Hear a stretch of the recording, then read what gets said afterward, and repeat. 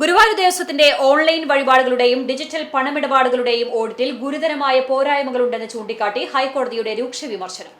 Digital പണമിടപാടുകളുടെ കൃത്യമായ accounting ഉറപ്പാക്കുന്ന സംവിധാനം ദേവസ്വത്തിലില്ലെന്ന സംസ്ഥാന ഓഡിറ്റ് വിഭാഗത്തിന്റെ റിപ്പോർട്ടിന്റെ അടിസ്ഥാനത്തിലാണ് കോടതി പരാമർശം ഉന്നയിച്ചത്.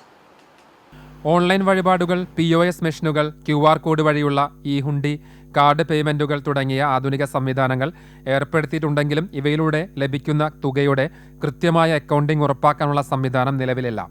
ഭക്തർക്ക് നൽകിയ രസീതിന്റെ റീപ്രിന്റ് സൗകര്യം അടക്കമുള്ള വിഷയങ്ങളിൽ വിശദീകരണം ചോദിച്ചുവെങ്കിലും ദേവസ്വം മറുപടി നൽകിയിട്ടില്ല.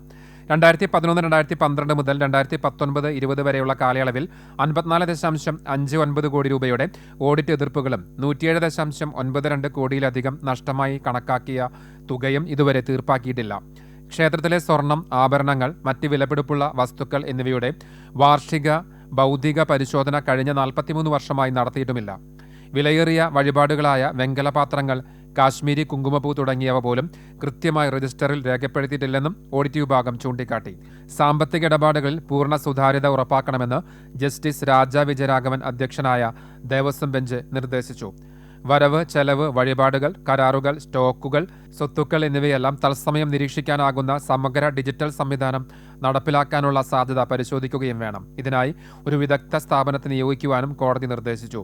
നിലവിലെ ഓഡിറ്റിന്റെ സ്ഥിതി നേരിട്ടറിയിക്കാൻ സംസ്ഥാന ഓഡിറ്റ് വിഭാഗം സീനിയർ ഡെപ്യൂട്ടി ഡയറക്ടറോട് അടുത്ത ദിവസം തന്നെ നേരിട്ട് ഹാജരാകുവാനും കോടതി ഉത്തരവിട്ടു.